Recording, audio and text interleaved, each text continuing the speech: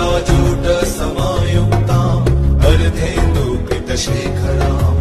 लोचनत्रय संयुक्ताम् पूर्णेन्दुसदृशाननाम् अतसी पुष्पवर्णाभाम् सुप्रतिष्ठाम् सुलोचनाम्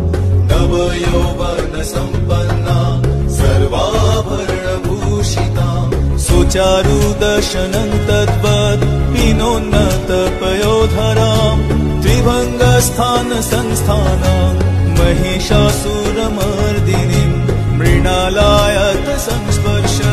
दशबाहुसमन्विताम् त्रिशूलम् दक्षिणे ध्येयम् खड्गम् चक्रम् क्रमादध नमो दुर्गे नमो दुर्गे नमो दुर्गे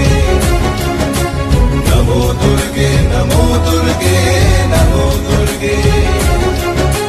नमो दुर्गे नमो दुर्गे।